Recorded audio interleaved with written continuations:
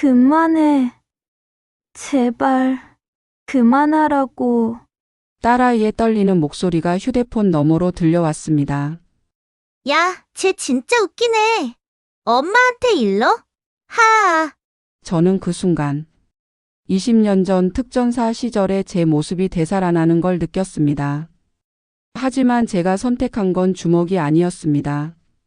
더 강력하고 더 정의로운 방법이었죠. 안녕하세요, 여러분. 오늘 들려드릴 이야기는 한 엄마의 용기에 관한 실화입니다. 딸을 괴롭히는 아이들 앞에서 전직 특전사 출신 엄마가 선택한 진짜 용기는 무엇이었을까요? 지금부터 시작합니다. 구독과 좋아요 한 번씩 눌러주세요. 제 이름은 김수진, 올해 45입니다. 지금은 평범한 가정주부이자 중학교 2학년 딸아이를 둔 엄마죠. 하지만 20년 전 저는 대한민국 육군 특전사 707특임대에서 복무했던 여군 특전사였습니다. 당시엔 여성 특전사가 정말 드물었어요. 전국에 손에 꼽을 정도였죠. 혹독한 훈련을 이겨내고 남성 대원들과 어깨를 나란히 하며 작전을 수행했습니다. 격투기, 사격, 생존술. 제 몸에 각인된 모든 기술들이 있었죠. 하지만 전역 후 저는 그 모든 걸 내려놓았습니다. 결혼을 하고 딸 지우를 낳고 평범한 일상을 살아왔어요. 동네 마트에서 장을 보고 아이 도시락을 싸고 학부모 모임에 참석하는 평범한 엄마. 그게 지난 15년간 제 모습이었습니다. 지우는 착하고 조용한 아이로 자랐어요. 친구들과 크게 어울리진 않지만 그림 그리는 걸 좋아하고 책 읽는 걸 좋아하는 아이였죠. 중학교에 입학하던 날 지우는 설레는 표정으로 말했습니다. 엄마, 나 중학교 가면 친구 많이 사귈 거야. 그림 동아리도 들어가고. 저는 딸의 머리를 쓰다듬으며 대답했죠. 그래, 우리 지우. 엄마가 항상 응원할게. 그때만 해도 저는 몰랐습니다. 몇 달 후 제 딸이 그렇게 큰 고통 속에서 하루하루를 버티고 있을 줄은. 그리고 제가 20년 전 내려놓았던 그 강인함을 다시 한번 꺼내 들어야 할 줄은. 변화는 조금씩 아주 천천히 왔습니다. 처음엔 눈치채지 못할 정도로요. 중학교 1학년 1학기가 끝나갈 무렵이었습니다. 지우야, 저녁 먹자. 제가 부르면 지우는 항상 밝은 목소리로 네 하고 달려왔는데요. 어느 날부턴가 그 대답이 조금 늦어지기 시작했어요. 네, 힘없는 목소리였습니다. 식탁에 앉은 지우의 표정도 어딘가 어두워 보였고요. 지우야, 학교에서 무슨 일 있어? 아니, 아무것도 아니에요. 지우는 고개를 저으며 밥을 먹었지만 숟가락을 든 손이 미세하게 떨리는 게 보였습니다. 저는 그때 사춘기가 시작됐나? 하고 가볍게 넘겼어요. 하지만 며칠이 지나면서 변화는 더 뚜렷해졌습니다. 지우는 학교 가기를 싫어하기 시작했어요. 아침마다 엄마 배 아파요, 머리가 아파요 하며 학교를 가지 않으려 했죠. 체온계를 대보면 정상이었고 아픈 곳도 특별히 없어 보였습니다. 지우야, 학교 가기 싫은 이유가 뭐야? 그냥 싫어요. 그게 전부였어요. 남편도 걱정스러운 표정으로 물었습니다. 수진아, 우리 딸 요즘 이상하지 않아? 예전 같지가 않아. 나도 그런 것 같아. 한번 선생님께 연락해봐야 할까? 그래, 그게 좋겠어. 담임 선생님께 전화를 드렸습니다. 안녕하세요, 선생님. 지우 엄마입니다. 아, 네. 안녕하세요. 요즘 지우가 학교 가는 걸 많이 힘들어하는 것 같아서요. 학교에서 무슨 일 있나요? 선생님은 잠깐 침묵하시더니 대답하셨어요. 아, 지우 어머니, 사실 요즘 지우가 좀 혼자 있는 시간이 많긴 해요. 친구들이랑 잘 어울리지 못하는 것 같더라고요. 친구들이랑요? 네, 그런데 특별히 문제가 있어 보이진 않았어요. 그냥 조용한 성격이라. 선생님의 말씀은 제 걱정을 덜어주지 못했습니다. 오히려 더 불안해졌어요. 그날 밤 저는 지우 방문 앞에 서서 한참을 망설였습니다. 노크를 하고 들어가야 할까 아니면 조금 더 지켜봐야 할까. 그때 방 안에서 지우의 흐느끼는 소리가 들려왔습니다. 작고 억눌린 울음소리였어요. 제 심장이 철렁 내려앉았습니다. 지우야. 문을 열고 들어갔습니다. 지우는 침대에 얼굴을 묻고 울고 있었어요. 지우야, 왜 그래? 무슨 일이야? 제가 다가가자 지우는 황급히 눈물을 닦으며 말했습니다. 아니에요. 괜찮아요, 엄마. 괜찮지 않아 보이는데? 엄마한테 말해봐. 정말 아무것도 아니에요. 그냥 슬퍼서요. 지우는 더 이상 말하지 않았습니다. 저는 딸을 꼭 안아주고 등을 토닥여주는 것밖에 할 수 없었어요. 그날 밤 저는 잠을 이룰 수 없었습니다. 분명 뭔가 있다. 뭔가 우리 딸을 힘들게 하는 게 있어. 하지만 그게 뭔지 알 수 없었어요. 며칠 후 더 충격적인 일이 벌어졌습니다. 지우가 학교에서 돌아왔는데 교복 치마가 찢어져 있었어요. 지우야, 이게 어떻게 된 거야? 계단에서 넘어졌어요. 넘어져서 치마가 이렇게 찢어져? 찢어진 부분을 보니 넘어져서 생긴 것 같지 않았어요. 누가 일부러 잡아당긴 것처럼 불규칙하게 찢어져 있었죠. 지우야, 진짜 넘어진 거야? 아니면, 엄마 제발. 더 이상 묻지 마세요. 지우는 울음을 터뜨리며 방으로 뛰어 들어갔습니다. 저는 그 자리에 멍하니 서 있을 수밖에 없었어요. 그날 밤 남편과 긴 대화를 나눴습니다. 이건 뭔가 심각한 것 같아. 단순히 친구 관계 문제가 아닌 것 같아. 나도 그렇게 생각해. 내일 당장 학교에 가봐야겠어. 그래, 꼭 그렇게 해줘. 다음 날 저는 학교를 방문했습니다. 담임 선생님을 만나 자초지종을 설명했어요. 선생님, 지우가 요즘 너무 힘들어해요. 교복도 찢어져서 왔고요. 선생님은 난처한 표정을 지으셨습니다. 그게 말이죠. 사실 제가 직접 목격한 건 없어서요. 확실하게 말씀드리기가. 그럼 다른 아이들한테 물어봐 주실 수 있나요? 네, 알겠습니다. 제가 한번 알아보겠습니다. 선생님의 대답은 적극적이지 않았어요. 뭔가 확신이 없거나 아니면 문제를 키우고 싶지 않은 듯한 느낌이었죠. 집으로 돌아오는 길 저는 답답한 마음을 감출 수 없었습니다. 내가 직접 알아봐야 하나? 그런 생각이 들었어요. 그리고 그날 저녁 결정적인 순간이 찾아왔습니다. 지우가 샤워를 하러 들어간 사이 지우의 휴대폰에서 카톡 알림이 울렸어요. 평소라면 절대 보지 않았을 거예요. 아이의 사생활은 존중해줘야 한다고 생각했으니까요. 하지만 그날은 달랐습니다. 뭔가 제 본능이 말하고 있었어요. 지금 보지 않으면 안 돼. 저는 조심스럽게 휴대폰을 집어들었습니다. 화면에 뜬 메시지를 보는 순간 제 손이 부들부들 떨리기 시작했습니다. 카톡 메시지는 단체 채팅방에서 온 것이었습니다. 2학년 5반 여신들이라는 이름의 채팅방이었어요. 최근 메시지를 보는 순간 제 심장이 멈추는 것 같았습니다. 야, 김지우, 내일 학교 오면 또 재미있게 놀아주자 키르키르. 제 진짜 찐따 같아서 놀리는 맛 있음 키르키르키르. 오늘 제 가방 숨긴 거 봤어? 개웃겼어 키르키르. 내일은 뭐하지? 아이디어 있는 사람? 저는 손가락이 떨리는 걸 느끼며 위로 스크롤을 올렸습니다. 더 많은 메시지들이 나왔어요. 야, 지우야, 우리가 말 걸어주는 거 영광인 줄 알아야 돼. 쟤 오늘 체육 시간에 울었대 키르키르키르 약골. 선생님한테 일러도 소용없어. 우린 아무것도 안 했다고 하면 되니까 키우. 그리고 사진들이 있었습니다. 지우가 혼자 구석에서 밥을 먹고 있는 몰래 찍은 사진. 지우의 책상에 낙서가 된 사진. 찐따, 왕따, 꺼져 같은 말들이 책상에 가득했어요. 제 눈에서 눈물이 흘러내렸습니다. 제 손이 떨렸고 숨이 막혔습니다. 우리 딸이 이런 걸 당하고 있었어? 얼마나 힘들었을까? 얼마나 무서웠을까? 매일 아침 학교에 가기 싫다고 했을 때 얼마나 절박했을까? 그런데 저는 뭘 했죠? 사춘기인가 보다라고 생각하며 넘겼어요. 제 자신이 너무나 한심하게 느껴졌습니다. 샤워실에서 물소리가 들렸어요. 저는 황급히 눈물을 닦고 휴대폰을 원래 자리에 놓았습니다. 하지만 제 마음은 이미 무너지고 있었어요. 지우가 샤워를 마치고 나왔습니다.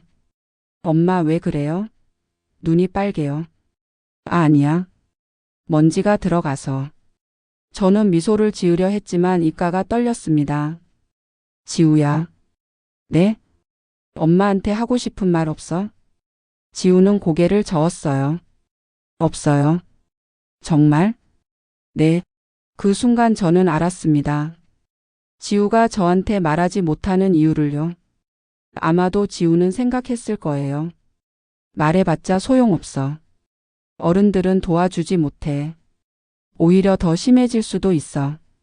그런 두려움과 절망 속에서 혼자 버티고 있었던 거죠. 그날 밤 저는 남편에게 모든 걸 말했습니다.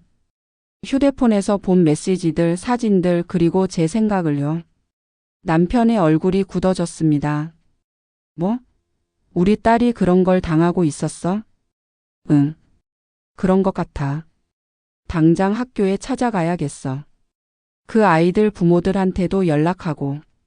남편의 목소리가 커졌고 저는 남편을 진정시켰습니다. 여보, 일단 진정해. 우리가 감정적으로 대응하면 안 돼. 근데 어떻게 진정을 해? 우리 딸이. 나도 화가 나. 정말 미칠 것 같아. 하지만 일단 제대로 된 증거를 모아야 해. 그리고 정확하게 누가 뭘 했는지 파악해야 해. 20년 전 특전사 훈련에서 배운 게 있었어요. 작전 전에는 반드시 정보를 수집하라. 감정에 휘둘리면 작전은 실패한다. 저는 그 원칙을 지금 이 상황에 적용하기로 했습니다. 일단 지우한테는 아직 아무 말도 하지 말자. 지우가 우리가 알았다는 걸 알면 더 힘들어 할 수 있어. 알았어. 근데 우리 뭘 해야 해? 일단 모든 증거를 수집하고 정확한 상황을 파악한 다음 법적으로나 제도적으로 대응할 방법을 찾아봐야 해. 다음 날부터 저는 본격적으로 움직이기 시작했습니다.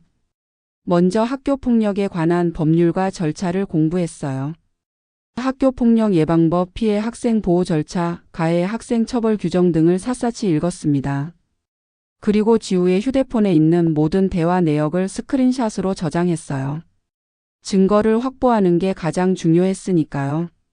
채팅방 메시지, 사진, 영상. 모든 걸 날짜별로 정리했습니다. 총 247개의 파일이었어요. 하나하나 볼 때마다 가슴이 찢어지는 것 같았지만 저는 꾹 참았습니다. 지금은 감정을 드러낼 때가 아니야.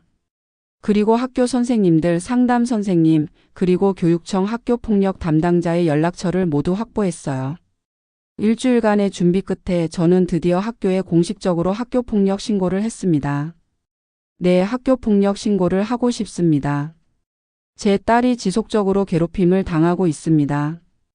담임 선생님의 목소리가 당황스러워 보였어요. 네? 지우가요? 그런 일이 있었나요? 네, 증거도 있습니다. 만나서 자세히 말씀드리겠습니다. 다음 날 저는 남편과 함께 학교를 방문했습니다.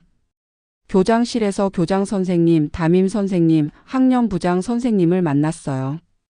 저는 준비한 자료를 모두 제출했습니다. 이게 제 딸 지우가 당한 괴롭힘의 증거입니다. 선생님들은 자료를 보더니 표정이 굳어졌어요. 이게 정말입니까? 네, 모두 사실입니다. 교장 선생님이 말씀하셨습니다. 이 일은 심각하네요. 학교폭력대책자치위원회를 열어야겠습니다. 네, 그렇게 해주세요. 그리고 가해 학생들의 부모님께도 연락을 해주시기 바랍니다. 담임 선생님이 조심스럽게 말했어요.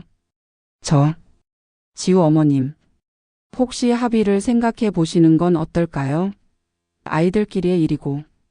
그 말을 듣는 순간 제 안에 있던 뭔가가 끌어올랐습니다. 하지만 저는 차분하게 대답했어요. 선생님, 이건 아이들끼리의 일이 아닙니다. 명백한 학교폭력이고 범죄입니다. 합의는 생각하지 않습니다. 네, 알겠습니다. 회의는 끝났고 학교는 절차를 진행하겠다고 했습니다. 집으로 돌아오는 길 남편이 말했어요. 당신 멋있었어. 정말. 아직 시작도 안 했어. 이제부터가 진짜야. 저는 알고 있었어요. 학교 폭력 문제는 신고한다고 끝나는 게 아니라는 걸요. 진짜 싸움은 이제부터였습니다. 그날 밤 저는 오랜만에 옛날 사진첩을 꺼냈습니다. 먼지가 쌓인 낡은 앨범이었어요. 페이지를 넘기자 20년 전에 제 모습이 나왔습니다. 군복을 입고 짧게 자른 머리에 강인한 눈빛을 하고 있는 젊은 여군의 모습. 대한민국 육군 특전사 707특임대. 그곳에서 저는 3년을 복무했었죠. 남편이 옆에 앉으며 물었습니다. 옛날 사진 보고 있어? 응. 오랜만에 꺼내봤어. 그때 당신 정말 멋있었지. 지금도 멋있지만. 저는 미소를 지으며 사진을 바라봤어요. 사실 그때 일들이 주마등처럼 스쳐 지나갔습니다. 제가 특전사가 된 건 우연이 아니었어요. 21살 대학교 2학년 때였습니다. 저는 원래 평범한 여대생이었죠. 하지만 어느 날 밤 집에 돌아가는 길에 사건이 일어났어요. 한적한 골목길에서 3명의 남자가 저를 둘러쌌습니다. 야, 이쁜 아가씨. 잠깐 놀다 갈래? 비켜주세요. 어디 가려고? 우리랑 재미있게 놀자고. 그들은 제 팔을 잡았고 저는 비명을 질렀어요. 살려주세요. 하지만 아무도 오지 않았습니다. 그때 제 옆을 지나가던 한 군인이 있었어요. 뭐 하는 거야, 너희들? 그 군인은 주저없이 그들에게 달려들었고 순식간에 3명을 제압했습니다. 격투 기술이었어요. 빠르고 정확하고 압도적이었죠. 그 모습을 보는 순간 저는 생각했습니다. 나도 저렇게 강해지고 싶다. 아무도 나를 함부로 대하지 못하게. 그 군인은 저를 안전하게 집까지 데려다 주었고 말했어요. 힘들었죠? 괜찮아요. 고맙습니다. 저 군인이시죠? 네, 특전사입니다. 특전사요? 네, 대한민국 최정예 부대죠. 그날 이후 저는 결심했습니다. 특전사가 되겠다고. 부모님은 반대하셨어요. 수지나 여자가 뭐하러 특전사를 해? 위험하고 힘든데. 엄마, 저 하고 싶어요. 강해지고 싶어요. 강해지는 건 좋은데 굳이 특전사까지. 하지만 저는 포기하지 않았습니다. 대학을 휴학하고 여군에 지원했어요. 그리고 특전사 선발 시험에 도전했죠. 정말 지옥 같았어요. 체력 시험, 정신력 시험, 극한 상황 훈련. 100명이 시작했지만 최종적으로 5명만 합격했습니다. 그중 1명이 바로 저였어요. 특전사 훈련소에 입소한 첫날 교관님이 말씀하셨습니다. 여기서 너희는 평범한 인간에서 전사로 거듭날 것이다. 포기하고 싶으면 언제든 말해라. 아무도 비난하지 않는다. 하지만 저는 포기하지 않았어요. 6개월간의 훈련. 새벽 5시 기상 40kg 배낭을 메고 20km 행군. 맨손 격투, 총기 사격, 생존술. 매일 한계를 넘어서는 훈련이었습니다. 한 번은 겨울 산악 훈련 중에 조난 상황을 가정한 훈련이 있었어요. 영하 15도의 추위 속에서 아무런 장비 없이 24시간을 버티는 훈련이었죠. 동기들이 하나둘 포기하고 내려갔습니다. 저는 못하겠습니다. 교관님, 포기하겠습니다. 하지만 저는 버텼어요. 이를 악물고 떨리는 몸을 추스르며 버텼습니다. 나는 할 수 있어. 나는 강해질 거야. 24시간이 지나고 교관님이 저를 데리러 왔을 때 말씀하셨습니다. 김수진, 넌 진짜 전사야. 자랑스럽다. 그 말 한마디가 제게는 큰 힘이 됐어요. 훈련을 마치고 저는 707특임대에 배치됐습니다. 대테러 작전을 수행하는 부대였죠.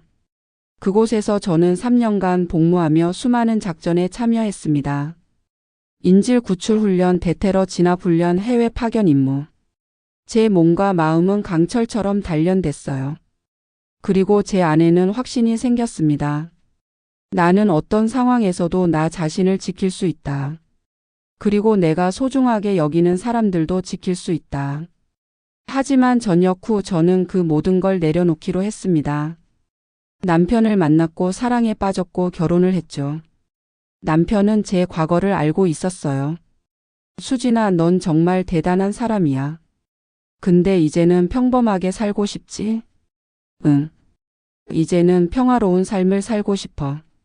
그래, 나도 그래. 우리 행복하게 살자. 그렇게 저는 평범한 가정주부가 됐습니다. 특전사 시절의 강인함은 서랍 깊숙이 넣어두고 부드러운 엄마가 되기로 했죠. 지우가 태어났을 때 저는 이 작은 생명을 보며 다짐했어요. 이 아이는 절대 위험한 상황에 처하게 하지 않을 거야. 평화롭고 안전한 환경에서 자라게 할 거야. 하지만 지금 제 딸이 매일 학교에서 괴롭힘을 당하고 있다는 걸 알았을 때 저는 깨달았습니다. 진짜 위험은 전쟁터에만 있는 게 아니라는 걸. 우리 아이들이 매일 가는 학교에도 평범한 일상에도 위험은 도처에 있다는 걸. 그리고 저는 결심했어요. 20년 전 제가 가졌던 그 강인함을 다시 꺼내기로. 하지만 이번엔 주먹이 아니라 더 강력한 무기로. 지혜와 인내 그리고 정의로. 남편이 제 손을 잡으며 말했습니다. 여보, 당신이 뭘 하든 내가 옆에 있을게. 고마워. 이번엔 제대로 싸울 거야. 우리 딸을 위해서. 학교폭력대책자치위원회가 열리기까지 2주가 걸렸습니다. 그 2주 동안 저는 지우를 학교에 보내지 않았어요. 지우야, 엄마가 문제를 해결할 때까지 집에서 쉬자. 엄마, 미안해요. 왜 미안해? 내가 잘못한 게 없잖아. 제가 약해서. 친구들한테 당하고. 지우의 그 말을 듣는 순간 제 가슴이 무너졌습니다. 지우야, 잘 들어. 내가 약한 게 아니야. 괴롭힌 아이들이 잘못한 거야. 절대 내 탓이 아니야. 하지만은 없어. 넌 아무것도 잘못하지 않았어. 알겠지? 지우는 고개를 끄덕였지만 여전히 자책하는 표정이었어요. 그 2주 동안 저는 더 많은 정보를 수집했습니다. 지우 반 다른 학부모들과도 조심스럽게 연락을 취했어요. 안녕하세요. 저는 지우 엄마입니다. 혹시 우리 반에서 특정 아이를 괴롭히는 무리가 있다는 얘기 들어보셨나요? 한 학부모님이 조심스럽게 대답했습니다. 사실 저희 아이도 그 얘기를 했었어요. 몇몇 아이들이 무리를 지어서 다른 아이들을 괴롭힌다고. 구체적으로 누구인가요? 박서연, 최유진, 이민지 이렇게 3명이 주동인 것 같더라고요. 그 아이들이 지우만 괴롭힌 건가요? 아니요, 다른 아이들도 괴롭혔대요. 근데 요즘은 지우가 주요 타깃이라고. 제 손에 땀이 났습니다. 가해자들의 이름을 확인했어요. 박서연, 최유진, 이민지. 이 3명이 주범이었습니다. 저는 그들에 대해 더 알아보기 시작했어요. 학교 홈페이지, SNS 그리고 다른 학부모들의 증언을 통해서요. 박서연은 학교에서 이른바 인기 있는 아이였습니다. 집안이 부유하고 외모도 예쁘고 운동도 잘하는 아이였죠. 최유진은 박서연의 절친으로 항상 함께 다니는 아이였어요. 이민지는 둘보다는 조용했지만 역시 무리에 속해 있었습니다. 겉으로 보기엔 평범한 중학생들이었어요. 누가 봐도 문제아로 보이지 않는 아이들. 오히려 선생님들한테도 예쁨 받는 아이들이었죠. 그게 더 문제였습니다. 학교 폭력 가해자들은 항상 겉으로 드러나지 않아요. 선생님들 앞에서는 착한 척하고 친구들 앞에서는 폭력을 휘두르죠. 그래서 피해자가 신고해도 믿어주지 않는 경우가 많습니다. 그 아이가 그럴 리 없는데요. 혹시 오해 아닌가요? 이런 반응들이 나오는 거예요. 하지만 저는 확실한 증거가 있었습니다. 247개의 파일, 카톡 메시지, 사진, 영상. 모두 명백한 증거였죠. 드디어 학교폭력대책자치위원회가 열리는 날이 왔습니다. 저와 남편은 회의실에 들어갔어요. 테이블 반대편에는 가해자 3명과 그들의 부모님들이 앉아 있었습니다. 박서연의 어머니는 명품 핸드백을 들고 있었고 표정은 불편해 보였어요. 최유진의 아버지는 양복을 입고 있었고 무표정했습니다. 이민지의 부모님은 불안한 표정으로 앉아 있었죠. 교장 선생님이 회의를 시작했습니다. 오늘은 학교폭력 사안에 대해 논의하기 위해 모였습니다. 먼저 피해 학생 측에서 말씀해 주시겠습니까? 저는 준비한 자료를 꺼내며 말했습니다. 네. 제 딸 김지우는 지난 6개월간 지속적으로 괴롭힘을 당했습니다. 이게 그 증거입니다. 자료를 나눠 드렸어요. 출력한 카톡 메시지, 사진들, 그리고 시간 순서대로 정리한 피해 내역. 선생님들과 위원들이 자료를 보더니 표정이 굳어졌습니다. 이건 정말 심각하네요. 박서연의 어머니가 갑자기 목소리를 높였습니다. 잠깐만요. 이게 진짜라는 보장이 어디 있어요? 조작된 거 아닌가요? 조작이요? 제 목소리는 차분했지만 속으론 분노가 끓어올랐어요. 네, 요즘 메시지 조작하는 거 얼마나 쉬운데요. 우리 서연이가 그럴 리 없어요. 그럼 카카오톡 대화방을 확인해 보시면 되겠네요. 제 딸 휴대폰뿐만 아니라 가해 학생들 휴대폰에도 같은 내용이 있을 테니까요. 그건 최유진의 아버지가 끼어들었습니다. 아이들끼리 장난친 거 아닌가요? 요즘 애들 다 그렇게 얘기하잖아요. 너무 예민하게 받아들이신 거 아닌가? 장난이요? 저는 그 말을 듣는 순간 제 안에 무언가가 폭발하는 걸 느꼈습니다. 하지만 꾹 참았어요. 선생님, 이게 장난으로 보이십니까? 저는 딸의 책상에 찐따 꺼져라고 쓰인 사진을 가리켰습니다. 이게 장난인가요? 제 딸이 매일 울면서 학교 가기 싫다고 한 게 장난 때문인가요? 회의실이 조용해졌습니다. 교장 선생님이 말했어요. 이 사안은 명백한 학교 폭력으로 보입니다. 가해 학생들에게 물어보겠습니다. 이 내용이 사실입니까? 박서연이 고개를 숙인 채 대답했습니다. 저희는 그냥, 크게 말해주세요. 저희는 그냥 재미로요? 네, 심하게 한 건 아니고. 최유진도 말했어요. 아니, 지우가 너무 혼자 있어서. 그래서 말 좀 걸어준 거예요. 말을 걸어준 거? 저는 카톡 메시지를 다시 가리켰습니다. 이게 말을 걸어준 겁니까? 찐따 왕따 재밌게 놀아주자, 이게 말을 걸어준 겁니까? 아이들은 아무 대답도 하지 못했어요. 박서연의 어머니가 다시 나섰습니다. 그래도 우리 애들이 때린 건 아니잖아요. 신체 폭력은 없었잖아요. 신체 폭력만 폭력인가요? 제 목소리가 떨렸습니다. 언어 폭력, 집단 따돌림, 사이버 폭력. 이 모든 게 학교 폭력입니다. 그리고 어떤 면에서는 신체 폭력보다 더 오래 상처가 남습니다. 그건 그렇지만 교장 선생님이 정리하듯 말씀하셨습니다. 이번 사안은 학교폭력 예방법에 따라 처리하겠습니다. 가해 학생들에 대한 조치와 피해 학생에 대한 보호 조치를 논의하겠습니다. 회의는 2시간 넘게 이어졌습니다. 그 과정에서 가해자 측 부모들은 계속 감형을 호소했어요. 우리 애들 아직 어려요. 한 번만 봐주세요. 애들 인생 망가지면 어떡해요. 합의금을 드릴게요. 그러니까 선처를. 저는 단호하게 말했습니다. 합의는 생각하지 않습니다. 적절한 조치가 필요합니다. 결국 가해 학생들에게는 다음과 같은 조치가 내려졌습니다. 박서연 특별교육 이수 및 학교에서의 봉사 10시간.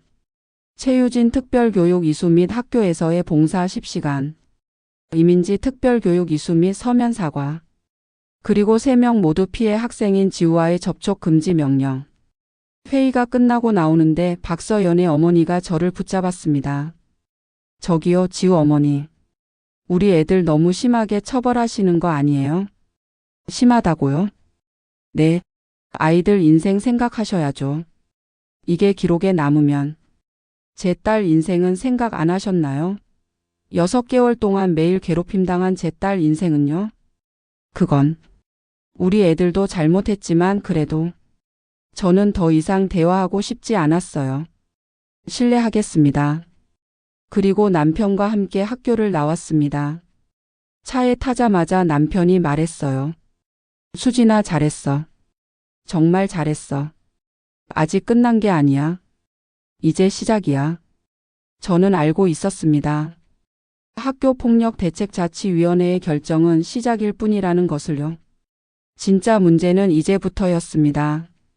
자치위원회 결정이 내려진 다음 주부터 지우는 다시 학교에 가기 시작했습니다. 하지만 여전히 불안해했어요. 엄마, 학교 가기 무서워요. 지우야, 괜찮아. 이제 선생님들도 알고 있고 그 아이들도 접촉 못하게 되어 있어. 그래도 엄마가 항상 전화 받을 수 있게 해놓을게. 무슨 일 있으면 바로 연락해. 네. 첫날 저는 지우를 학교 앞까지 데려다 주었습니다. 지우야, 힘내. 넌 아무것도 잘못하지 않았어. 네, 엄마. 지우가 학교로 들어가는 뒷모습을 보며 제 가슴이 조였습니다. 제발 아무 일 없기를. 그날 오후 담임 선생님한테서 전화가 왔어요. 지우 어머니, 오늘 지우 잘 지내고 있습니다. 걱정하지 마세요. 감사합니다, 선생님. 그리고 가해 학생들과 지우는 완전히 분리해서 앉혔고 쉬는 시간에도 제가 신경 쓰고 있습니다. 정말 감사합니다. 일주일이 지났습니다. 지우의 표정이 조금씩 밝아지는 것 같았어요. 엄마, 오늘 급식이 맛있었어요. 그래? 다행이다. 그리고 같은 반 수지라는 친구가 말 걸어줬어요. 정말? 어떤 친구인데? 착한 친구예요. 나한테 괜찮냐고 물어봤어요. 제 마음이 따뜻해졌습니다. 그래, 세상엔 나쁜 아이들만 있는 게 아니야. 좋은 아이들도 많아. 하지만 2주 차부터 문제가 생기기 시작했습니다. 지우가 학교에서 돌아왔는데 표정이 어두웠어요. 지우야, 무슨 일 있어? 엄마, 오늘 복도에서 서연이 일행을 마주쳤어요. 그래서? 아무 말도 안 했는데. 째려봤어요. 정말 무섭게. 선생님한테 말했어? 아니요. 그냥 쳐다본 것뿐이라. 접촉 금지 명령이 있었지만 같은 학교에 다니는 이상 마주치는 건 피할 수 없었습니다. 그리고 그들은 교묘하게 괴롭힘을 계속했어요. 직접적인 접촉은 없었지만 지우가 지나갈 때마다 웃거나 수군거리거나 째려보는 식이었죠. 증거를 남기지 않는 방식이었습니다. 저는 다시 학교에 연락했어요. 선생님, 가해 학생들이 간접적으로 괴롭힘을 계속하고 있습니다. 아, 그런가요? 제가 더 주의 깊게 살펴보겠습니다. 그리고 혹시 가해 학생들 특별 교육은 제대로 이수하고 있나요? 네, 예정대로 진행하고 있습니다. 하지만 제 마음은 편치 않았어요. 이게 과연 제대로 된 해결일까? 한 달이 지났습니다. 지우는 그럭저럭 학교 생활을 하고 있었지만 완전히 회복되지는 않았어요. 여전히 밤에 악몽을 꾸고 학교 가기를 불안해했습니다. 그리고 어느 날 결정적인 사건이 일어났습니다. 지우가 학교에서 돌아왔는데 손에 붕대를 감고 있었어요. 지우야, 이게 어떻게 된 거야? 엄마, 오늘 미술 시간에 뭐? 칼로 종이를 자르다가 손을 다쳤어요. 어떻게? 지우는 한참을 망설이다가 말했습니다. 서연이가 옆자리였는데 제가 칼을 쓸 때 갑자기 팔을 쳤어요. 그래서 손을 베었어요. 뭐라고? 근데 선생님한테는 실수라고 했어요. 서연이가 미안, 실수했어라고 해서. 제 손이 떨렸습니다. 이건 명백히 고의였어요. 하지만 실수라고 하면 증명할 방법이 없었죠. 저는 즉시 학교에 전화했습니다. 선생님, 오늘 미술 시간에 무슨 일이 있었습니까? 아, 그게. 지우가 손을 다쳤는데 옆 친구가 실수로 부딪힌 것 같더라고요. 실수요? 그 옆 친구가 박서연 아닙니까? 네, 맞습니다만 박서연 학생도 미안하다고 사과했고. 선생님, 이건 명백히 고의입니다. 하지만 증거가 없으면 안 되는 겁니까? 제 딸이 다쳤는데요. 저는 전화를 끊고 깊은 한숨을 쉬었습니다. 남편이 퇴근하고 와서 상황을 듣더니 분노했어요. 이게 말이 돼? 접촉 금지 명령이 있는데 같은 자리에 앉혀놨다고? 그러게. 미술실 자리는 따로 정해진 게 아니라서. 그럼 어떡해? 우리 딸이 계속 이렇게 당하고만 있어야 해? 저는 고민에 빠졌습니다. 법적으로 제도적으로 대응했지만 한계가 명확했어요. 학교는 형식적으로만 조치를 취했고 가해자들은 교묘하게 괴롭힘을 계속했습니다. 그리고 가장 큰 문제는 지우가 계속 상처받고 있다는 거였죠. 그날 밤 저는 오랜만에 옛날 동료에게 전화를 걸었습니다. 특전사 시절 함께 복무했던 이소영 선임. 전역 후 변호사가 된 친구였어요. 소영아 나야. 수진이. 수진아. 오랜만이다. 무슨 일이야? 상담 좀 받고 싶어서. 학교폭력 관련해서. 학교폭력? 설마 지우가? 응.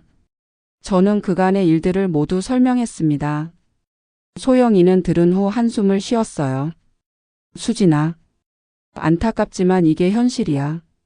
학교폭력은 신고하고 조치받아도 실질적인 해결은 어려운 경우가 많아. 그럼 어떡해? 일단은 계속 기록을 남겨. 모든 상황을 상세하게. 그리고 추가 피해가 발생하면 바로 신고하고. 그것뿐이야? 그리고 필요하다면 전학도 고려해봐. 환경을 바꾸는 게 때론 최선의 선택일 수 있어. 전학. 그 말을 듣는 순간 제 마음이 복잡해졌습니다. 우리가 왜 떠나야 하지? 잘못한 건 가해자들인데. 하지만 동시에 현실적인 선택일 수도 있겠다는 생각도 들었어요. 알겠어, 소영아. 조언 고마워. 수진아 힘내. 넌 특전사 출신이잖아. 이런 것쯤이야. 전화를 끊고 저는 생각에 잠겼습니다. 내가 특전사 출신이면 뭐해. 이 상황에서 주먹을 쓸 수는 없는데. 하지만 다른 방법이 있을 거야. 분명히. 그날 밤 저는 새로운 전략을 세우기 시작했습니다.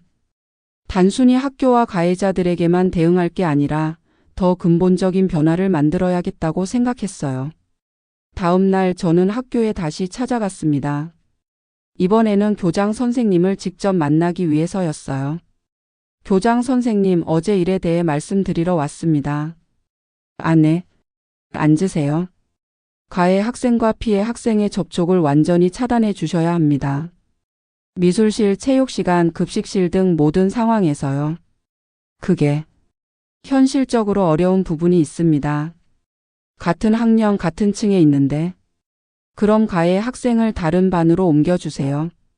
반 이동은 학기 중에는 어렵습니다. 그럼 제 딸을 다른 반으로 옮겨주시든지요. 그것도. 피해 학생을 옮기는 건 또 다른 문제가. 저는 답답함을 느꼈습니다. 결국 아무것도 할 수 없다는 얘기네. 교장 선생님, 학교폭력 예방법에 따르면 피해 학생을 보호할 의무가 학교에 있습니다. 지금 제대로 된 보호가 이루어지지 않고 있어요. 저희도 최선을 다하고 있습니다만. 최선이요? 제 딸이 다쳤는데도요? 교장 선생님은 난처한 표정을 지었습니다. 그때 교무실 문이 열리며 박서연의 어머니가 들어왔어요. 교장 선생님 안녕하세요.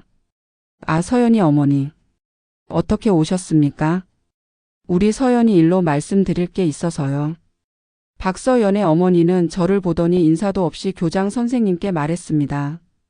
교장 선생님, 우리 서연이가 요즘 너무 힘들어해요. 학교 오기 싫다고 하고 친구들이 자기를 나쁜 애로 본다고. 그리고 특별 교육도 받고 봉사도 하고. 애가 너무 힘들어해요. 이게 과한 처벌 아닌가요? 저는 그 말을 듣고 참을 수 없었습니다. 과한 처벌이요? 네, 우리 애가 뭘 그렇게 잘못했다고. 6개월 동안 제 딸을 괴롭힌 게 잘못이 아니라고요? 그건 애들끼리 그럴 수 있잖아요. 애들끼리 그럴 수 있다고요? 제 목소리가 떨렸습니다. 제 딸은 6개월 동안 매일 악몽을 꾸고 학교 가기를 무서워하고 자기 자신을 탓하며 울었어요. 그게 애들끼리 그럴 수 있는 일인가요? 그건 지우가 너무 예민한 거 아니에요? 요즘 애들 다 그렇게 놀리고 그러잖아요. 저는 심호흡을 했습니다. 20년 전이었다면 주먹부터 나갔을 거예요. 하지만 지금은 아니었습니다. 서연이 어머니 만약 서연이가 매일 학교에서 찐따, 꺼져라는 말을 듣고 책상에 낙서를 당하고 SNS에서 집단으로 괴롭힘을 당한다면 어떻겠습니까? 우리 애는 그런 일 당할 일 없어요. 인기도 많고. 그게 문제예요. 서연이 어머니는 자기 아이가 가해자가 될 수 있다는 걸 상상도 못 하시는 거죠. 뭐라고요? 박서연의 어머니 얼굴이 붉어졌습니다. 우리 서연이를 가해자라고요? 당신 지금 사실이잖아요. 증거도 다 있고 자치위원회에서도 인정됐어요. 그건 우리 애가 어려서 실수한 거예요. 6개월간의 지속적인 괴롭힘이 실수인가요? 교장 선생님이 중재에 나섰습니다. 두 분 진정하시고요. 이렇게 감정적으로 대립하면 교장 선생님, 저는 차분하게 말했습니다. 저는 감정적이지 않습니다.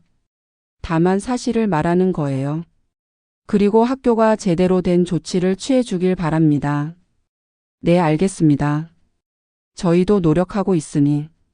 박서연의 어머니는 콧방귀를 뀌며 나갔어요. 저도 더 이상 할 말이 없어서 학교를 나왔습니다. 차에 타서 한참을 앉아 있었어요. 이게 맞는 걸까? 내가 제대로 하고 있는 걸까? 그날 저녁 지우가 말했습니다. 엄마, 오늘 서연이가 친구들한테 얘기하는 거 들었어요. 뭐라고? 자기 엄마가 나 때문에 학교에 불려갔다고. 자기가 피해자라고. 뭐? 그리고 친구들이 나를 이상하게 봐요. 마치 내가 서연이를 괴롭힌 것처럼. 제 머릿속이 하얘졌습니다. 가해자가 오히려 피해자 행세를 하고 있었어요. 그리고 주변 아이들은 그걸 믿고 있었죠. 이게 학교폭력의 가장 무서운 점이었습니다. 가해자는 자기가 한 일을 정당화하고 오히려 피해자를 문제 있는 사람으로 몰아가는 것. 지우야, 신경 쓰지 마. 진실은 언젠가 드러나. 하지만 엄마, 친구들이 나를. 괜찮아. 엄마가 다 해결할게. 하지만 제 마음속은 불안했습니다. 과연 내가 해결할 수 있을까? 며칠 후 더 충격적인 소식을 들었습니다. 지우 반 학부모 단톡방에서 제 얘기가 나오고 있다는 거였어요. 한 학부모님이 저한테 캡처본을 보내주셨습니다. 지우 엄마 좀 심한 거 아니에요? 애들끼리 싸운 건데 너무 크게 키운 것 같아요. 맞아요. 요즘 학부모들이 너무 예민해요.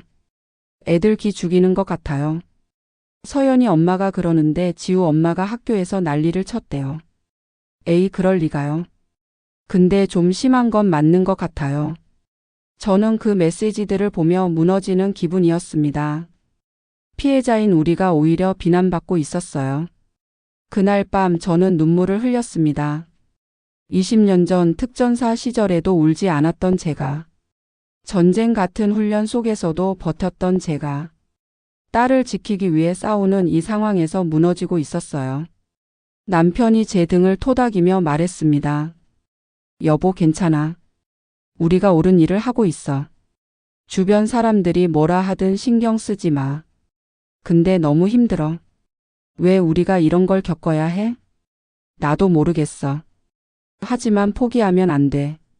지우를 위해서. 응. 알아. 그날 밤 저는 결심했습니다. 더 이상 방어적으로만 대응하지 않기로. 이제는 공격적으로 나가기로. 하지만 주먹이 아니라 더 강력한 방법으로. 바로 여론을 만드는 것이었습니다. 다음 날 저는 소영이를 다시 만났습니다. 동네 카페에서 만나 상세한 상담을 받기 위해서였어요. 수진아, 얼굴이 많이 안 좋아 보여. 응. 요즘 잠을 못 자서. 상황이 더 안 좋아졌어? 저는 그간의 일들을 모두 설명했습니다. 가해자 부모들의 태도, 학교의 소극적 대응, 그리고 주변의 시선까지. 소영이는 고개를 끄덕이며 들었어요. 수진아, 솔직히 말할게. 지금 상황이 법적으로 더 이상 진전되기는 어려워. 왜? 학교폭력대책자치위원회에서 이미 조치가 내려졌잖아. 그리고 그 조치 수준이 이번 사안에서는 평균적인 수준이야. 평균적이라고? 우리 딸이 6개월 동안 괴롭힘을 당했는데? 나도 안타깝지만 법적으로는 그래.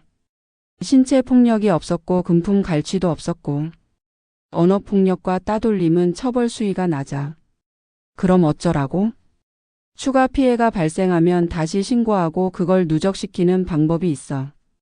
그리고 소영이는 잠시 망설이다가 말했습니다. 형사 고소를 고려해 볼 수도 있어. 형사 고소? 응. 모욕죄, 명예훼손죄 같은 걸로. 하지만 가해자가 미성년자라서 처벌이 제한적이야. 그리고 소송 과정이 길고 힘들어. 정신적으로 더 소모될 수 있어. 그럼 결국 방법이 없다는 거네. 방법이 없는 건 아니야. 다만 법적 제도만으로는 한계가 있다는 거지. 저는 답답함에 한숨을 쉬었습니다. 그럼 나는 뭘 해야 해? 그냥 이대로 당하고만 있어야 해? 수진아, 너 특전사 출신이잖아. 전략적으로 생각해봐. 전략적으로? 응. 단순히 법적 대응만이 아니라 다각도로 접근하는 거야. 소영이는 메모지를 꺼내 적기 시작했어요. 첫째, 증거 계속 확보. 모든 상황을 기록하고 녹음하고 사진 찍어. 둘째, 지우 치료 기록 남기기. 정신과 상담 받고 진단서 받아둬. 나중에 손해배상 청구할 때 필요해. 셋째, 교육청에 민원 넣기. 학교가 제대로 대응 안 하면 상급 기관에 알려. 넷째, 언론 활용. 조심스럽게 하되 필요하면 사례를 알려 사회적 관심 끌기. 다섯째, 지지 세력 만들기. 같은 처지의 학부모들, 학교폭력 피해자 단체 등과 연대. 저는 그 내용을 보며 고개를 끄덕였습니다.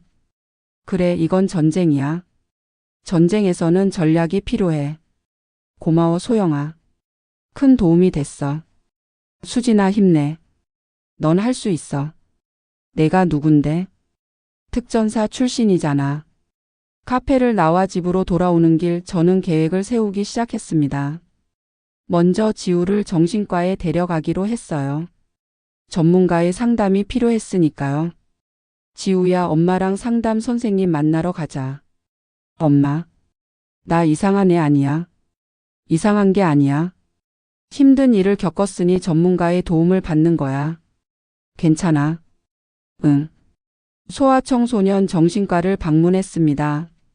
상담 선생님은 지우와 1시간 넘게 이야기를 나눴어요. 상담이 끝난 후 선생님이 저를 따로 부르셨습니다. 어머니, 지우가 외상 후 스트레스 장애 초기 증상을 보이고 있습니다. 외상 후 스트레스 장애요? 네. 학교 폭력 같은 지속적인 트라우마는 아이들에게 심각한 영향을 줍니다. 불안, 우울, 수면 장애, 악몽 등이 나타나고요. 심각한가요? 초기 단계이긴 하지만 적절한 치료가 필요합니다. 약물 치료와 함께 심리 상담을 병행하는 게 좋겠습니다. 네, 알겠습니다. 진단서를 받아들고 저는 마음이 무거웠습니다. 우리 딸이 병까지 생겼어. 하지만 동시에 이건 명백한 증거이기도 했어요. 학교 폭력이 얼마나 심각한 피해를 주는지 보여주는 증거. 집에 돌아와서 저는 교육청 홈페이지에 접속했습니다. 민원을 넣기 위해서였어요. 제목, 학교폭력 피해 학생 보호조치 미흡에 대한 민원. 내용, 저는 중학교 2학년 학생의 학부모입니다. 제 딸은 지난 6개월간 지속적인 학교폭력 피해를 입었으며 학교폭력대책자치위원회를 통해 가해 학생들에 대한 조치가 내려졌습니다. 그러나 학교의 피해 학생 보호 조치가 형식적이고 미흡하여 가해 학생들과의 접촉이 계속되고 있으며 간접적인 괴롭힘이 지속되고 있습니다. 또한 피해 학생은 외상 후 스트레스 장애 진단을 받았으며 이는 학교의 부실한 대응에 기인합니다. 학교폭력 예방법에 따른 적절한 보호 조치를 요구하며 교육청 차원의 점검과 개입을 요청합니다. 첨부 자료 1. 학교폭력 증거 자료 2. 자치위원회 회의록 3. 정신과 진단서 4. 추가 피해 사례 기록. 민원을 제출하고 나니 조금은 시원한 기분이 들었어요. 이제 학교만의 문제가 아니야. 교육청도 개입하게 될 거야. 일주일 후 교육청에서 연락이 왔습니다. 지우 어머니시죠? 교육청 학교폭력 담당자입니다. 네, 안녕하세요. 민원 접수 확인했습니다. 학교 측에 사실 확인을 요청했고 다음 주에 학교 방문 조사를 실시할 예정입니다. 감사합니다. 그리고 어머니 혹시 추가로 필요하신 조치가 있으신가요? 네. 피해 학생과 가해 학생의 완전한 분리를 원합니다. 같은 교실 같은 층에 있는 것도 힘들어합니다. 알겠습니다. 검토해 보겠습니다. 희망이 보이는 것 같았어요. 하지만 며칠 후 학교에서 연락이 왔습니다. 담임 선생님의 목소리는 불편해 보였어요. 지우 어머니 교육청에 민원을 넣으신 거 알고 있습니다. 네. 그런데 그렇게 하시면 학교 입장에서도 어렵습니다. 저희도 최선을 다하고 있는데. 선생님, 최선을 다하고 계신다면 제 딸이 외상 후 스트레스 장애 진단을 받을 리가 없습니다. 그건 아이가 원래 예민한 성격이어서. 예민한 게 아닙니다. 6개월간의 지속적인 괴롭힘 때문입니다. 네, 알겠습니다. 전화를 끊고 저는 한숨을 쉬었습니다. 학교는 여전히 문제를 제대로 인식하지 못하고 있어. 남편이 퇴근하고 와서 물었습니다. 오늘 어땠어? 교육청에서 학교 조사 나온대. 그리고 학교에서는 불편해하는 것 같아. 당연히 불편하겠지. 자기들 잘못이 드러날 테니까. 근데 여보, 나 요즘 정말 지쳐. 나도 알아. 하지만 조금만 더 힘내자. 우리가 포기하면 안 돼. 응. 알아. 그날 밤 저는 지우 방에 들어가 잠든 딸을 바라봤습니다. 평화롭게 자는 모습이었지만 가끔 얼굴을 찡그리며 뒤척였어요. 아마 악몽을 꾸고 있겠지. 저는 딸의 머리를 쓰다듬으며 속삭였습니다. 지우야, 엄마가 꼭 지켜줄게. 약속해. 교육청 조사가 실시됐습니다. 교육청 담당자 2명이 학교를 방문해 상황을 점검했어요. 저도 면담에 참여했습니다. 어머니, 구체적으로 어떤 부분이 문제라고 생각하십니까? 학교의 보호 조치가 형식적입니다. 접촉 금지 명령이 있지만 실질적으로 지켜지지 않고 가해 학생들은 교묘하게 괴롭힘을 계속하고 있습니다. 구체적인 사례가 있으신가요? 저는 준비한 자료를 제출했습니다. 미술시간 사고 복도에서의 째려보기, 수군거림 등 모든 상황을 날짜별로 정리한 문서였어요. 이 정도면 상당히 심각하네요. 네. 그리고 제 딸은 이미 정신과 치료를 받고 있습니다. 담당자는 학교 측 자료도 검토했습니다. 그리고 일주일 후 조사 결과가 나왔어요. 학교 측의 피해 학생 보호 조치가 미흡함을 인정합니다. 개선 조치를 권고합니다. 권고사항은 다음과 같았습니다. 1. 피해 학생과 가해 학생의 완전한 동선 분리. 2. 전담 교사 배치하여 피해 학생 보호. 3. 가해 학생 추가 특별 교육 실시. 4. 학교 전체 학교폭력 예방 교육 강화. 저는 안도의 한숨을 쉬었습니다. 드디어 제대로 된 조치가 나왔어. 하지만 문제는 여전히 남아 있었어요. 권고는 권고일 뿐 강제력이 없었습니다. 학교가 제대로 이행할지는 미지수였죠. 그리고 며칠 후 예상대로 문제가 생겼습니다. 가해 학생 부모들이 집단으로 교육청에 항의를 한 거예요. 박서연의 어머니가 주도한 것으로 알려졌습니다. 우리 애들이 과도한 처벌을 받고 있습니다. 피해 학생 측이 너무 과민하게 반응하는 겁니다. 아이들 미래를 생각해 주세요. 그리고 그들은 청원까지 시작했어요. 학교 학부모들을 대상으로 서명을 받기 시작한 겁니다. 학교폭력 과도한 처벌 반대 청원. 저는 그 소식을 듣고 충격을 받았습니다. 세상에. 가해자들이 오히려 피해자 행세를 하고 있어. 그리고 더 충격적인 건 실제로 서명하는 학부모들이 있다는 거였어요. 맞아요. 요즘 너무 과민해요. 애들끼리의 일인데 너무 크게 키우는 것 같아요. 피해 학생 측이 너무 공격적이에요. 저는 분노와 절망을 동시에 느꼈습니다. 사람들은 진실을 모르고 있어. 아니, 알려고 하지 않는 거야. 그날 밤 저는 남편과 긴 대화를 나눴습니다. 여보, 나 결심했어. 무슨 결심? 이 문제를 공론화할 거야. 공론화? 응. 더 이상 조용히 해결될 문제가 아니야. 사람들이 학교 폭력의 심각성을 알아야 해. 어떻게? 저는 노트북을 열었습니다. SNS에 우리 사연을 올릴 거야. 그리고 언론에도 제보할 거야. 그런데 지우가 더 힘들어하지 않을까? 이미 충분히 힘들어. 더 이상 나빠질 것도 없어. 그리고 이건 지우만의 문제가 아니야. 수많은 아이들이 같은 고통을 겪고 있어. 남편은 한참을 생각하다가 고개를 끄덕였습니다. 알았어. 내가 도와줄게. 저는 그날 밤부터 글을 쓰기 시작했습니다. 제목 딸의 학교 폭력 그리고 전직 특전사 엄마의 싸움. 저는 평범한 가정주부입니다. 하지만 20년 전 대한민국 육군 특전사로 복무했습니다. 그때 저는 생각했습니다. 내가 강해지면 소중한 사람들을 지킬 수 있을 거야. 그런데 지금 제 딸이 학교에서 괴롭힘을 당하고 있습니다. 6개월 동안 지속된 괴롭힘, 언어폭력, 집단 따돌림, 사이버 폭력. 저는 법적으로 제도적으로 대응했습니다. 학교폭력대책자치위원회를 열고 교육청에 민원을 넣고 모든 절차를 밟았습니다. 하지만 가해자들은 여전히 괴롭힘을 계속하고 학교는 형식적인 조치만 취하고 주변에서는 과민하다, 애들끼리의 일이라고 말합니다. 가해자 부모들은 오히려 피해자 행세를 하며 청원을 시작했습니다.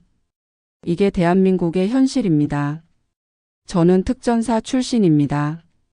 주먹 한 방이면 가해자들을 제압할 수 있습니다. 하지만 그렇게 하지 않습니다. 왜냐하면 진짜 용기는 폭력이 아니라 정의를 위해 끝까지 싸우는 것이기 때문입니다.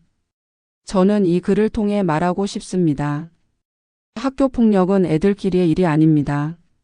명백한 범죄이고 피해 아이들에게 평생의 상처를 남깁니다. 제 딸은 지금 외상 후 스트레스 장애 치료를 받고 있습니다. 매일 악몽을 꾸고 학교 가기를 무서워합니다. 이게 애들끼리의 일입니까? 저는 포기하지 않을 것입니다. 제 딸을 위해서 그리고 같은 고통을 겪고 있는 모든 아이들을 위해서. 글을 다 쓰고 저는 손가락이 떨리는 걸 느꼈습니다. 이걸 정말 올려도 될까? 하지만 저는 결심했어요. 더 이상 숨지 않을 거야. 진실을 알려야 해. 업로드 버튼을 눌렀습니다. 그리고 잠이 들었어요. 다음 날 아침 휴대폰을 확인했을 때 저는 깜짝 놀랐습니다. 조회수 10만, 댓글 2347개, 공유 5892회. 제 글이 바이럴 되고 있었어요. 댓글들을 읽기 시작했습니다. 저도 학교폭력 피해자 학부모입니다. 너무 공감돼요. 힘내세요. 학교폭력은 정말 심각한 문제입니다. 응원합니다. 가해자 부모들이 청원을 한다고요? 정말 뻔뻔하네요. 전직 특전사 출신이시면서도 폭력을 쓰지 않고 정당하게 대응하시는 모습에 감동했습니다. 우리 아이도 비슷한 일을 겪었어요. 너무 힘들었는데 혼자가 아니라는 걸 알게 됐습니다. 물론 부정적인 댓글도 있었어요. 너무 오버하는 거 아닌가요? 요즘 애들 다 그렇게 놀리는데 특전사 출신이라는 걸 자랑하려는 건가요? 하지만 대부분은 응원과 공감의 댓글이었습니다. 그리고 언론에서 연락이 오기 시작했어요. 안녕하세요. 신문 기자입니다. 인터뷰 요청드립니다. MBC 시사 프로그램인데요. 출연 가능하신가요? 유튜브 채널 운영하는데 이야기 나눠주실 수 있나요? 저는 신중하게 생각했습니다. 언론 인터뷰를 할까? 지우한테 더 피해가 가지 않을까? 남편과 상의했어요. 여보, 언론 인터뷰 요청이 많이 오는데 지우한테 물어봐야 하지 않을까? 그래, 그게 맞는 것 같아. 저는 지우를 불러 조심스럽게 물었습니다. 지우야, 엄마가 너 이야기를 SNS에 올렸어. 그리고 많은 사람들이 응원해주고 있어. 정말요? 응. 그런데 언론에서 인터뷰 요청이 왔는데 엄마가 해도 될까? 지우는 한참을 생각하다가 말했습니다. 엄마, 다른 친구들한테도 도움이 될까요?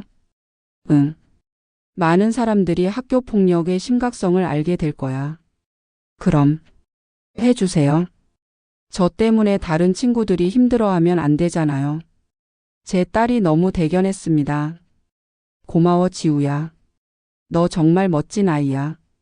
저는 몇 개의 언론사를 선택해 인터뷰에 응했습니다. 신문 기사가 나갔고 방송 인터뷰도 했어요. 학교 폭력 피해 학생 어머니, 전직 특전사가 선택한 정의로운 싸움. 주먹이 아닌 법으로 딸을 지키는 특전사 엄마. 기사들이 쏟아졌고 SNS에서는 더욱 큰 반향이 일었습니다. 조회수는 100만을 넘어섰고 해시태그 운동까지 시작됐어요.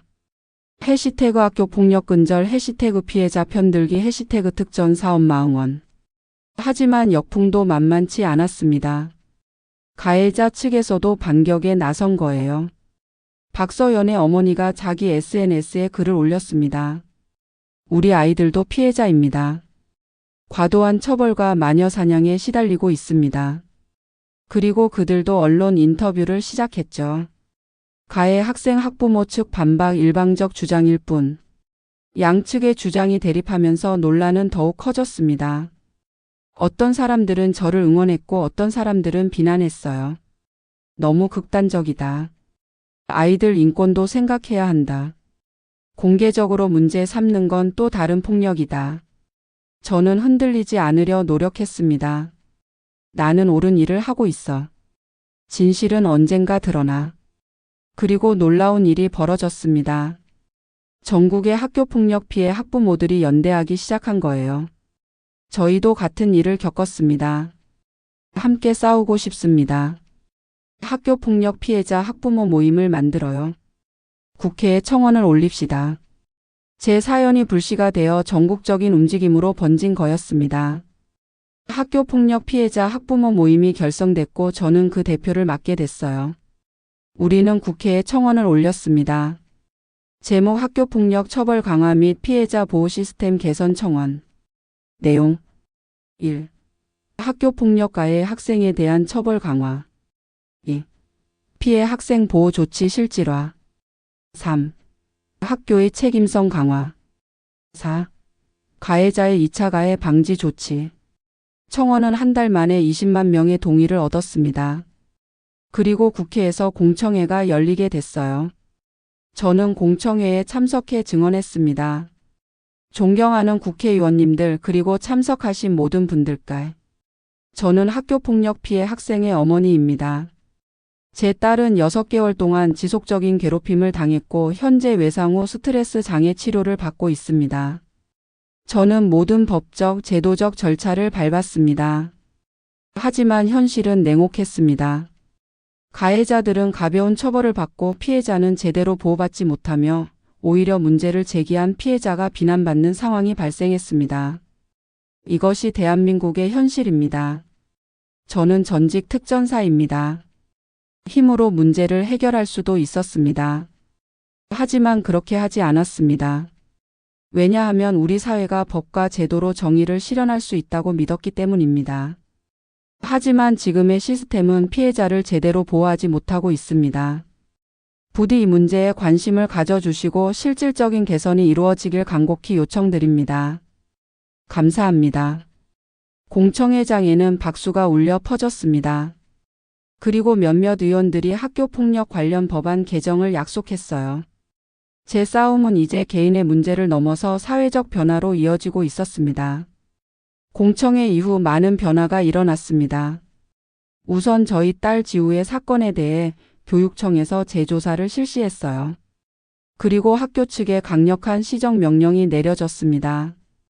피해 학생과 가해 학생을 다른 층으로 완전히 분리할 것. 전담 교사를 배치하여 피해 학생을 24시간 보호할 것. 가해 학생들에게 장기 특별교육 프로그램 이수 의무화.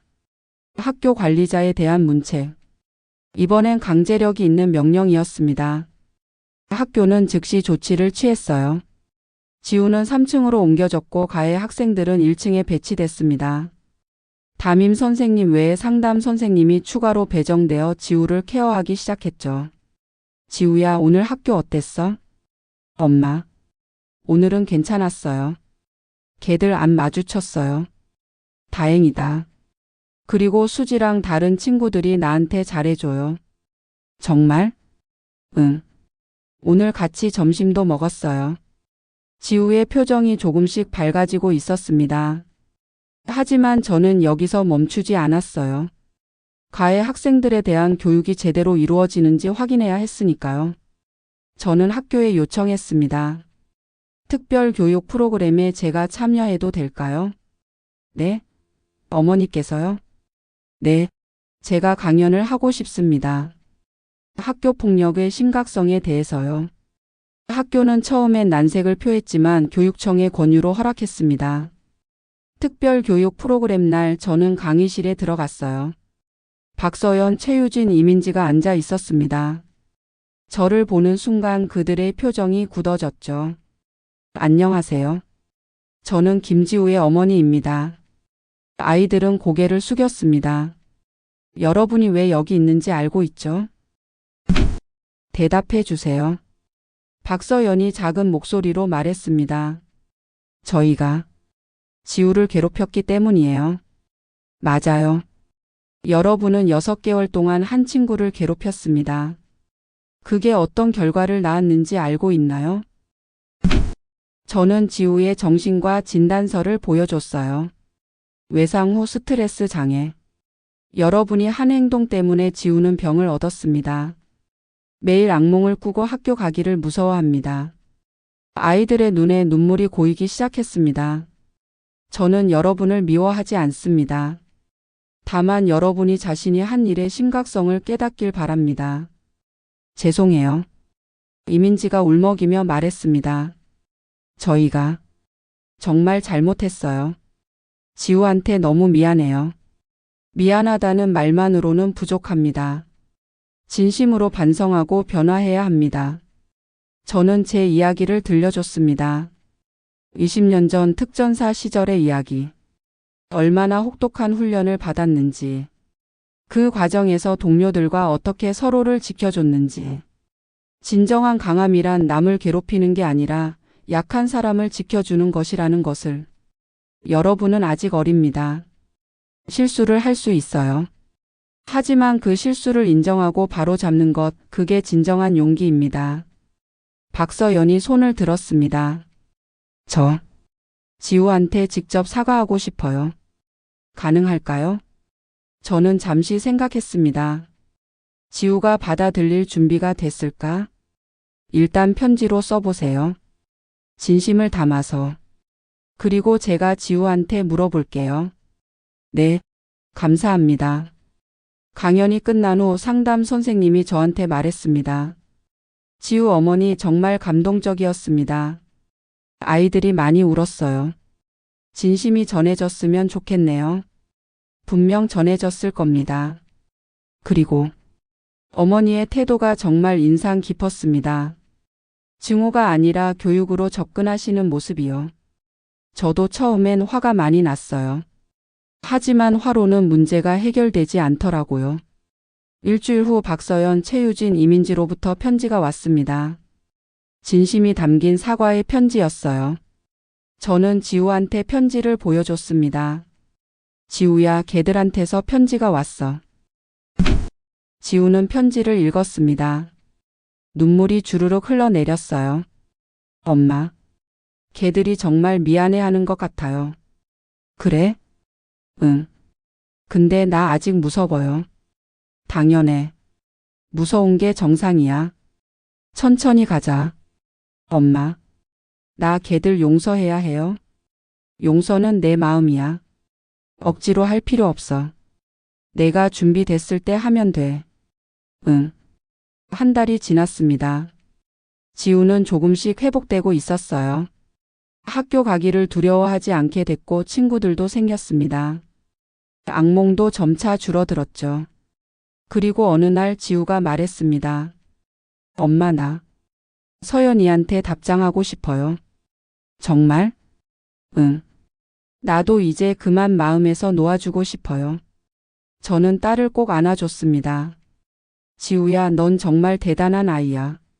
엄마가 자랑스러워. 지우는 답장을 썼습니다. 길지 않은 편지였지만 진심이 담겨 있었어요. 서연아, 내 편지 잘 읽었어. 솔직히 말하면 아직도 무섭고 힘들어. 그때 일들이 떠오르면 가슴이 아파. 하지만 내가 정말 반성하고 있다는 걸 알겠어. 나도 이제 그만 아파하고 싶어. 그러니까 우리 이제 서로 신경 쓰지 말고 지내자. 내가 다시는 다른 친구를 괴롭히지 않았으면 좋겠어. 지우. 그 편지를 전달한 후 박서연으로부터 답장이 왔습니다. 지우야, 정말 고마워. 나 진짜 많이 반성했어. 앞으로 절대 누구도 괴롭히지 않을 거야. 내가 행복했으면 좋겠어. 서연. 그렇게 두 아이 사이의 갈등은 조금씩 봉합되기 시작했습니다. 완전히 치유되려면 아직 시간이 필요했지만 첫걸음을 뗀 거죠. 저는 이 과정을 지켜보며 깨달았습니다. 진정한 정의는 복수가 아니라 회복이라는 것을요. 가해자를 처벌하는 것도 중요하지만 그들이 진정으로 반성하고 변화하도록 돕는 것. 그리고 피해자가 상처에서 벗어나 다시 일어설 수 있도록 지원하는 것. 그게 진정한 정의였습니다.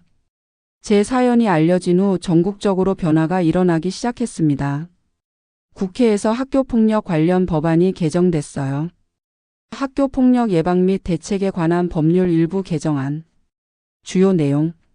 1. 가해 학생에 대한 조치 강화. 2.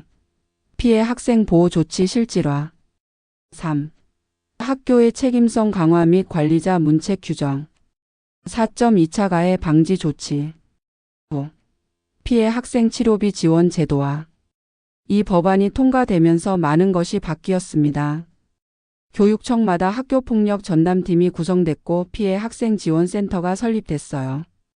그리고 저는 학교폭력 예방 강연을 다니기 시작했습니다. 전국의 학교에서 강연 요청이 쏟아졌어요. 안녕하세요, 학생 여러분. 저는 학교폭력 피해 학생의 어머니이자 전직 특전사입니다. 학생들은 호기심 어린 눈으로 저를 바라봤습니다. 특전사요? 진짜요? 네, 진짜예요. 20년 전 이야기지만요. 우와, 멋있어요. 고맙습니다. 하지만 오늘 제가 여러분께 하고 싶은 이야기는 제 무용담이 아닙니다. 저는 지우의 이야기를 들려줬습니다. 물론 지우의 동의를 받은 후였어요. 한 아이가 6개월 동안 괴롭힘을 당했습니다. 여러분 나이 또래의 친구였죠. 학생들은 진지하게 들었습니다. 그 아이는 매일 학교 가기가 무서웠습니다. 친구들이 자기를 어떻게 대할지 몰라서요. 선생님, 그 아이 지금은 어때요? 한 학생이 물었습니다. 지금은 많이 좋아졌어요. 하지만 완전히 회복되려면 아직 시간이 필요합니다. 학교 폭력의 상처는 오래 가거든요. 그럼 괴롭힌 애들은요? 그 아이들도 반성하고 변화하고 있습니다. 처음에는 자기들이 뭘 잘못했는지도 몰랐어요. 하지만 교육을 받고 상담을 받으면서 깨닫게 됐죠. 저는 학생들에게 물었습니다. 여러분 혹시 친구를 괴롭힌 적 있나요? 아니면 괴롭힘을 목격한 적 있나요? 몇몇 학생들이 조심스럽게 손을 들었습니다. 괜찮아요. 솔직하게 얘기해 주세요. 한 남학생이 말했습니다. 저 친구를 놀린 적 있어요. 그냥 장난으로요. 어떻게 놀렸나요? 별명을 불렀어요. 뚱뚱하다고. 근데 진짜 장난이었어요. 그 친구는 어떤 반응을 보였나요? 처음엔 웃었어요. 근데 나중엔 학교 안 나왔어요. 학생의 목소리가 작아졌습니다. 여러분, 장난과 괴롭힘의 경계는 무엇일까요? 바로 상대방의 마음입니다. 내가 장난이라고 생각해도 상대방이 상처받았다면 그건 괴롭힘입니다. 학생들이 고개를 끄덕였습니다. 그리고 방관자도 마찬가지예요.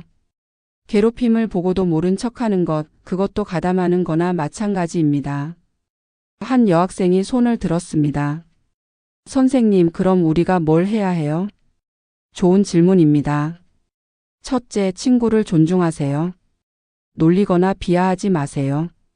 둘째, 만약 괴롭힘을 목격하면 어른에게 알려주세요. 고자질이 아니라 용기입니다. 셋째, 피해를 당하는 친구에게 손 내밀어 주세요. 괜찮아? 라는 말 한마디가 큰 힘이 됩니다.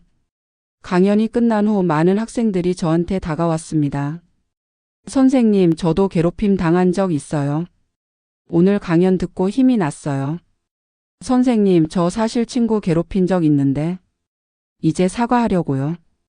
선생님, 제 친구가 요즘 힘들어하는데 어떻게 도와줘야 할지 모르겠어요. 저는 한 명 한 명과 진지하게 대화를 나눴습니다. 그리고 깨달았어요. 아이들은 나쁘지 않아. 다만 몰랐던 거야. 학교 폭력의 심각성을, 상대방의 고통을, 그리고 자신의 행동이 미치는 영향을. 교육을 통해 아이들은 변할 수 있었습니다. 한편 학교 폭력 피해자 학부모 모임은 계속 활동을 이어갔어요. 매달 정기 모임을 갖고 서로의 경험을 나누고 지원했습니다. 우리 아이가 이번 학기부터 전학 갔어요. 새 학교에서는 잘 지내고 있어요. 저희는 가해자 측과 합의했습니다. 쉽지 않았지만 우리 아이가 상담 치료받고 많이 좋아졌어요. 각자의 이야기는 달랐지만 모두 한 가지 공통점이 있었습니다. 포기하지 않았다는 것. 그리고 저희는 더 나아가 학교 폭력 예방 캠페인을 시작했어요. 스탠드 바이 미 캠페인. 괴롭힘 당하는 친구 옆에 서주자는 의미였습니다. SNS를 통해 캠페인을 홍보했고 많은 학생들과 학부모들이 동참했어요. 해시태그 STANDBYM이 해시태그 학교 폭력 없는 학교 해시태그 친구 곁에 서기. 전국의 학교에서 이 캠페인이 확산됐습니다. 학생들은 스스로 서약서를 작성했어요. 나는 친구를 괴롭히지 않겠습니다. 나는 괴롭힘을 목격하면 방관하지 않겠습니다. 나는 힘든 친구 옆에 서 있겠습니다. 작은 변화들이었지만 분명한 변화였습니다. 그리고 6개월 후 교육부에서 발표한 통계가 나왔어요. 학교 폭력 신고 건수 30% 증가, 하지만 실제 발생 건수는 20% 감소. 신고가 늘었다는 건 피해자들이 용기를 내고 있다는 의미였고, 발생이 줄었다는 건 예방 활동이 효과를 보고 있다는 의미였습니다. 저는 뿌듯함을 느꼈습니다.